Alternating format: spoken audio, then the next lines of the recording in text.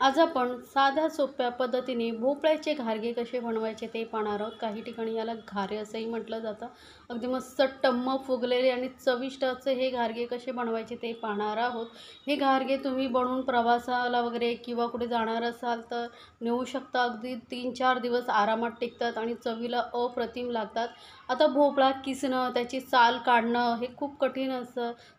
जर असं वाटत असेल तर अगदी साधी सोपी मी पद्धत सांगितलेली आहे, जिथे आपल्याला भोपळ्याचं साल नाही काढायचं आहे किंवा भोपळा किसून नाही घ्यायचा। अगदी मस्त असे टम्म फुगलेले घारगे बनवणार आहोत। तर रेसिपीला आपण सुरुवात करूया, त्यासाठी व्हिडिओ पूर्ण पहा। तर इथे मी ना पाव किलो भोपळा घेतलेला। आता भोपळा घ्यायचा कसा तेही मी सांगणार आहे। तर 2 प्रकारचे भोपळे असतात। इथे आपण हा लाल भोपळा घेतलेला आहे आणि सफेद कलरचाही भोपळा असतो तो घेऊ नका। लाल कलरच्या भोपळ्याला ना चव खूप छान असते, त्यामुळे अशा लाल कलरचाच भोपळा तुम्ही घ्या। आता याचा आपल्याला साल वगैरे काढायचं नाही। स्वच्छ मी धुवून घेतलेला आहे। स्वच्छ धुवून याचा वरचा जो मधला घराकडचा भाग असतो ना तो आपल्याला काढून टाकायचा, तो थोडा बुळबुळीत असतो। तर आता याची मी 2 फोडी करून घेतल्यानंतर आपल्याला घ्यायचं आहे कुकर। कुकरमध्ये अगदी पाव ग्लास एवढंच पाणी घ्यायचं आहे। जास्त पाणी वापरायचं नाही आहे, कारण भोपळ्याला स्वतःचा असं ओलसरपणा असतो, त्यामुळे भोपळा आरामात शिजतो। तर आता थोडंसं पाणी घातल्यानंतर आपण हे भोपळा कुकरमध्ये ठेवूया। असं उभा ठेवायचा वरच्या साईडला आणि याला झाकण लावून आपण कमीत कमी 3 ते 4 शिट्या काढायच्या आहेत, म्हणजे मऊसूद आपला भोपळा शिजेल। तर बघा भोपळा छान शिजला आहे। मी त्याचं आता वरचा आपण साल बघा चमच्याच्या साहाय्याने असं पटकन निघतं। तर किती साधी सोपी पद्धत आहे। अगदी तुम्हाला तासनतास भोपळ्याची साल काढायची काही गरज नाही, कारण जे साल असतं ना खूप कडक असतं, पटकन निघत नाही। त्यामुळे ही साधी सोपी रेसिपी तुम्हाला कशी वाटली मला कमेंट्समध्ये ज़रूर सांगा। चमच्याच्या साहाय्याने बघा पटकन साल निघून येतं आहे। तर मी ही दोन्ही भोपळ्याचे पिसेसची साल काढून घेते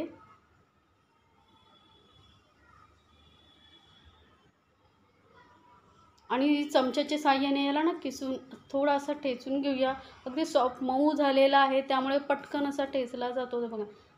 किंवा तुम्ही हातानेही कुस्करू शकता, पावभाजी स्मॅशर असते त्यानेही स्मॅश करू शकता।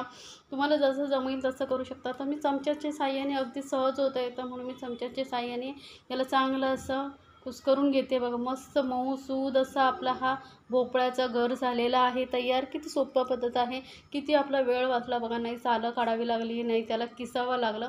तर ही स्टेप तुम्हाला कशी वाटली मला कमेंट्समध्ये ज़रूर सांगा। आता यामध्ये आपण घालणार आहोत 100 ग्रॅम एवढा गूळ बारीक चिरून मी घेतलेला आहे। भोपळा जेव्हा गरम असतो ना त्यावेळेसच यामध्ये हा गूळ घालायचा, म्हणजे छोटे छोटे कण राहिलेले असतात ते भोपळ्याच्या गरमीने मस्त लगेच वितळतात। आता मस्त आपण इथे मिक्स करून घेतलेलं आहे।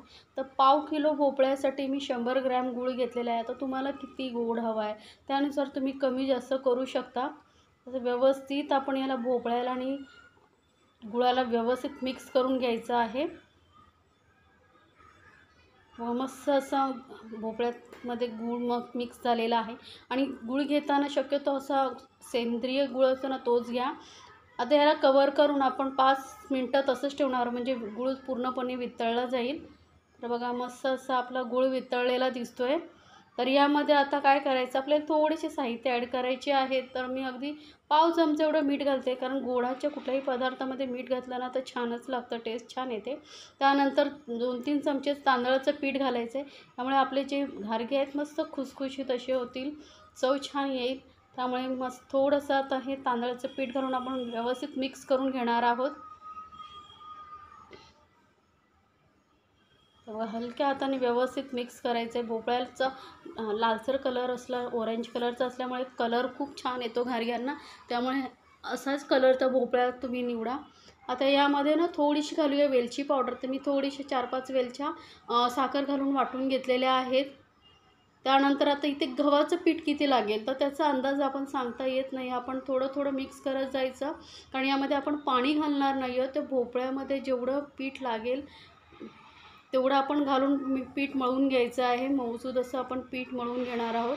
तर थोडं थोडं पीठ आपण घालत जाऊया, त्यामुळे थोडं पीठ घ्या आणि तुम्ही मिक्स करत जा, म्हणजे तुम्हाला अंदाज येईल किती आपल्याला पीठ लागतं आहे ते। तर इथे एक मोठा बाऊल भरून पीठ घेतलेला आहे, तर असं मिक्स करत जायचं। मी दाखवलेल्या रेसिपी जर तुम्हाला आवडत असतील तर चॅनलला लाईक्स, कमेंट आणि सबस्क्राईब करायला विसरू नका. सोबतच बेल आयकॉनवरती क्लिक करा, म्हणजे माझ्या नवीन रेसिपीची नोटिफिकेशन लगेचच तुमच्यापर्यंत पोहोचेल. तर बघा, माझं पीठ व्यवस्थित असं मऊसर असं मळून मी घेतलेलं आहे. थोडा वेळ चांगलं मळून घ्यायचं आहे आपल्याला हे पीठ, म्हणजे व्यवस्थित पीठ मळलं गेलं की घारगेही छान असे होतात. जेवढं चांगलं पीठ मळाल तेवढे घारगे छान फुलतात. आता 1 चमचा मी थोडं तेल घेतलेलं आहे. तेल घालून परत व्यवस्थित आपल्याला हे पीठ मळून घ्यायचं आहे. जेवढं पीठ मळाल ना तेवढेच तुमचे घारगे छान असे टम्म फुगलेले होतील. त्यामुळे ही टिप्स नक्की लक्षात ठेवा आणि तुम्ही मी जसं सांगते तसेच घारगे बनवा. तर बघा, पीठ चांगलं आपलं मळून झालेलं आहे. आता हे पीठ आपल्याला अजिबात रेस्ट करण्यासाठी ठेवायचं नाही, कारण यामध्ये आपण भोपळा आणि गूळ घातलेला आहे. जर तुम्ही याला रेस्ट करत ठेवला तर पीठ पातळ होऊ शकतं. तर यामधला छोटासा एक गोळा घेऊया आणि आपण याची पोळी लाटून घेणार आहोत. तर मी एक मोठा गोळा घेऊन त्याची पोळी लाटणार आहे, किंवा तुम्ही छोट्या पुऱ्या लाटलात तरी चालेल. तर एक मोठा गोळा घेऊन त्याला ना वरून थोडेसे मी खसखस लावते. घारग्यांना वरून खसखस लावले ना खूप छान लागतात. तर थोडे दोन्ही साईडला मी थोडे थोडे लावून घेते, किंवा मग तुम्ही पुऱ्या लाटून झाल्यानंतरही त्यांना वरून लावू शकता. पण ही स्टेप अगदी सोपी आहे. यामुळे काय होतं, आपण आता हे खसखस लावल्यामुळे आपण जेव्हा पोळी लाटू ना तेव्हा व्यवस्थित चिकटले जातील. नंतर लावलं ना तर मग थोडंसं ते फ्राय करताना निघून येतात. तर वरून थोडंसं सुकं पीठ लावायचं आहे, जास्त नाही. थोडंसं पीठ लावून आपण याला छान असं लाटून घेणार आहोत. आणि ह्याची पोळी आपल्याला एकदम पातळ नाही लाटायची, थोडी जाडसरच लाटायची. त्यामुळे जे घारगे आहेत मस्त गोल टम्म फुगून येतात. तर मी तुम्हाला कितपत जाडसर लाटायचे ते दाखवणारच आहे. तर आपल्या घारग्याचा कलर खूप छान येणार, कारण आपल्या भोपळ्याचा कलर खूप छान होता. सुंदर असा कलर येणार आहे, आणि जेवढं सुंदर दिसायला तेवढंच चवीलाही अप्रतिम लागतात. तर एकदा नक्की बनवा आणि मला कमेंट्समध्ये नक्की सांगा तुम्हाला ही रेसिपी कशी वाटली. अगदी साधी, सोपी आणि सहज होणारी रेसिपी आहे. कधी कधी काय होतं, आपल्याला प्रवासाला जायचं असेल आणि मग काय नेऊ खाण्यासाठी जे 2-3 दिवस टिकेल असं समजत नसेल, तर हे तुम्ही नक्की बनवून बघा. तर बघा, आपली या पद्धतीने मी अशी पोळी लाटून घेतलेली आहे. इतपत जाडसर आपल्याला ही पोळी लाटून घ्यायची आहे. जर तुम्ही पातळ एकदम पोळी लाटलात तर काय होईल, जे घारगे आहेत ते फुलणार नाहीत, कडक होतील. तर आता याची कटिंग करायची आहे. तर मी ना अशी वाटी घेतलेली आहे, ज्याला धार आहे अशी वाटी घ्यायची आहे, किंवा मग कटर तुमच्याकडे असतील, पुरी कटर वगैरे, त्यानेही तुम्ही कट करू शकता. आणि तुम्हाला कोणत्या साईजच्या हव्या आहेत त्यानुसार तुम्ही पुऱ्या कट करून घेऊ शकता. तर या मी बघा मध्यम साईजचे आपण घारगे कट करून घेतलेले आहेत. बघा, मस्त थोडे जाडसरच असल्यामुळे मस्त फुलून येतील. आणि आता इथे मी वरून खसखस लावलेला आहे. तुम्हाला असं आवडत नसेल तर पीठ मळतानाही तुम्ही त्यामध्ये खसखस घालू शकता. आता तेल चांगलं गरम झाल्यानंतर ही घारगे आपण छान असे मस्त टम्म फुगेपर्यंत तळून घेणार आहोत.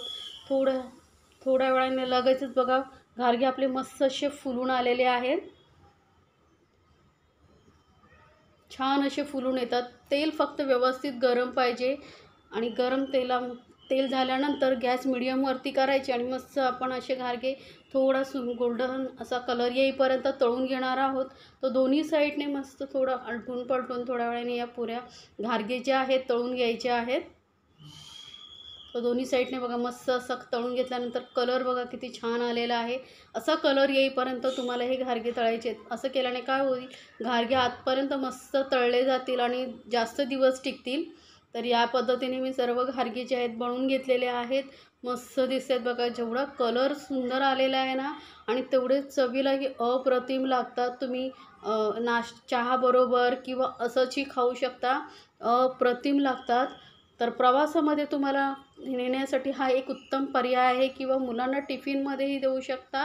मुलंही आवडीने खातील, कारण ही चवीला एवढे अप्रतिम लागतात ना की तुमचं पोट भरेल पण मन भरणार नाही. असे हे मस्त गोल गरगरीत टम्म फुगलेले घारगे लवकरात लवकर बनवा, आणि मला कमेंट्समध्ये जरूर सांगा तुम्हाला ही रेसिपी कशी वाटली.